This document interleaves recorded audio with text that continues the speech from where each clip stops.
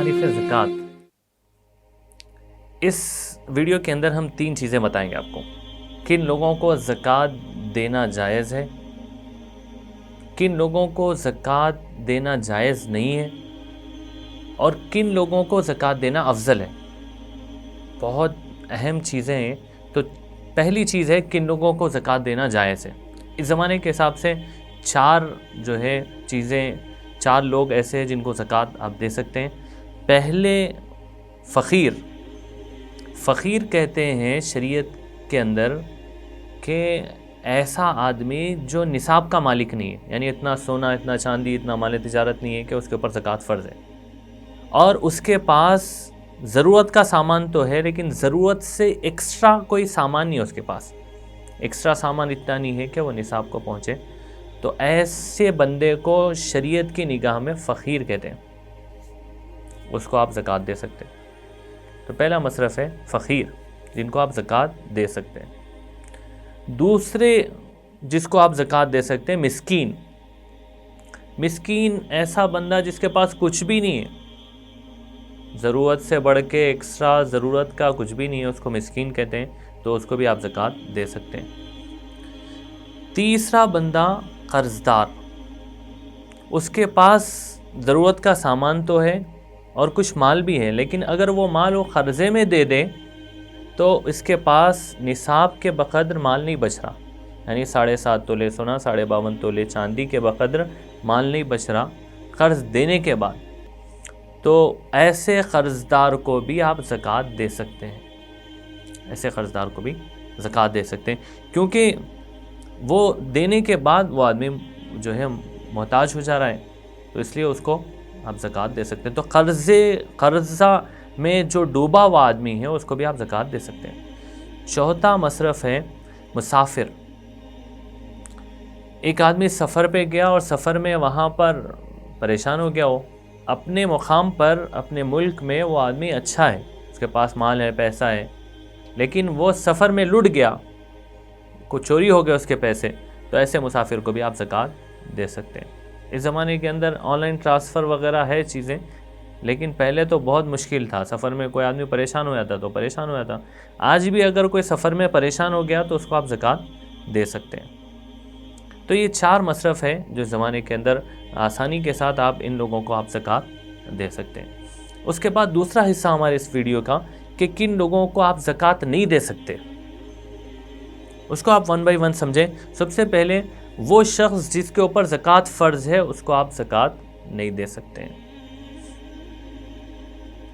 दूसरा, वो शख्स जिस पर ज़कात फ़र्ज़ तो नहीं है लेकिन उसके पास ज़रूरत से ज़ायद इतना सामान है कि वो निसाब को पहुंच जा रहा है, एक्स्ट्रा सामान है उसके पास बहुत ज़्यादा, ज़रूरत का घर, उसके अलावा और एक रेंट पे दिया हुआ घर है उसके पास, ज़रूरत की गाड़ी के अलावा और 2-3 गाड़ियाँ उसके रेंट पे दिए हुए, ऐसा मतलब ज़रूरत, एक घर एक गाड़ी उसकी है तो उसको ज़रूरत की कहेंगे। ज़रूरत से एक्स्ट्रा किसी के पास है तो शरीयत ये बोलती कि उसके ऊपर ज़कात फ़र्ज़ नहीं हुई, लेकिन फिर भी उसको आप ज़कात नहीं दे सकते। थर्ड, माँ बाप को, दादा दादी को, नाना नानी को और ऊपर तक परदादा परदादी परनाना परनानी, ऊपर तक आप किसी को ज़कात नहीं दे सकते। फोर्थ, बेटा बेटी, पोता पोती, नवासा नवासी, नीचे तक परनवासी, पोतरी, यानी आप नीचे तक आप जाएंगे ना, उनको आप ज़कात नहीं दे सकते। ये जो नस्ल चल रही नीचे तक, उसको आप ज़कात नहीं दे सकते। इसी तरह शौहर, यानी बीवी अगर ज़कात निकाल रही तो शौहर को नहीं दे सकती, और अगर शौहर ज़कात निकाल रहा तो बीवी को नहीं दे सकता हो। इसी तरह गैर मुस्लिम को ज़कात नहीं दे सकते। इसी तरह मालदार आदमी की बालिग औलाद, कभी कभी ऐसा होता है ना, आदमी मालदार है, उसकी औलाद नाबालिग औलाद, मालदार आदमी की नाबालिग औलाद, तो आदमी मालदार है, उसके बच्चे गरीब है, परेशान है, तो भी वो आदमी की ज़िम्मेदारी है कि वो अपने बच्चों पे ख़र्च करे, तो वो मालदार आदमी की नाबालिग औलाद को ज़कात नहीं दे सकते। अगर बालिग है तो वो अलग है, उनको दे सकता है। इसी तरह सईद और बनी हाशिम, यानी बनी हाशिम किसको कहते हैं? حضرت عباس رضی اللہ عنہ کی اولاد، حضرت حارث رضی اللہ عنہ کی اولاد اور ابو طالب کی اولاد، ان کو آپ زکوٰۃ نہیں دے سکتے۔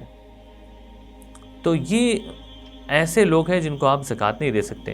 ایسے ہی بعض جگہ آپ زکوٰۃ نہیں دے سکتے، جیسے مسجد بنانے کے لیے، مسجد میں نل لگانے کے لیے، مسجد کی زمین خریدنے کے لیے زکوٰۃ نہیں دے سکتے۔ کہیں بورویل لگانے کے لیے، کنواں کھدانے کے لیے، پانی کے لیے آپ زکوٰۃ کا مال نہیں لگا سکتے۔ اسی طرح سڑک بنانے کے لیے، راستہ بنانے کے لیے آپ نہیں دے سکتے، زکوٰۃ نہیں دے سکتے، کیونکہ زکوٰۃ کے اندر شرط یہ ہے کہ کسی بندے کو مالک بنانا، اونر بنا کے دینا، تو یہ زکوٰۃ ادا ہوتی۔ ہم چیزوں پہ لگا دیے تو زکوٰۃ ادا نہیں ہوتی۔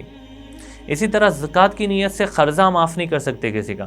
کسی نے ہم سے قرض لیا تھا اور 10,000 روپے، اور میں اس سے کہہ رہا ہوں 1 سال کے بعد نہیں دے رہا ہوں، میں کہہ رہا ہوں کہ بھائی میں زکوٰۃ میں معاف کر دیا دیکھو، یعنی تیرے 10,000 میں، آپ کے 10,000 میں زکوٰۃ میں کاؤنٹ کرو، تو ایسا جو ہے کاؤنٹنگ نہیں کر سکتے۔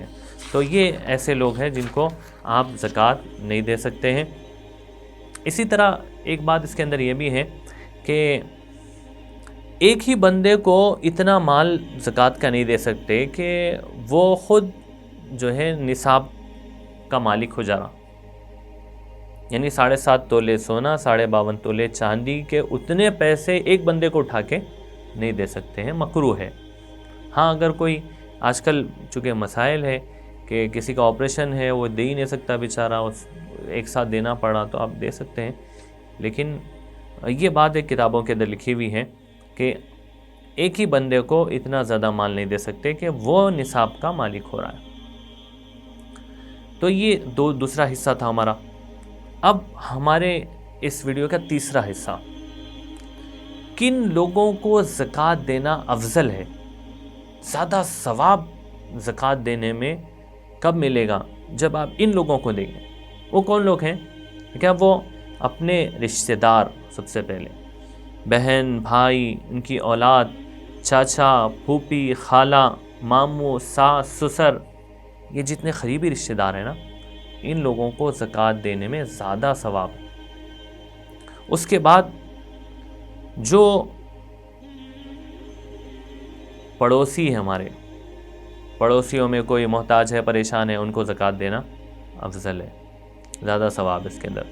اس کے بعد شہر کے اندر جتنے غریب ہیں ان کو دیکھ کر زکوٰۃ دینا زیادہ افضل ہے۔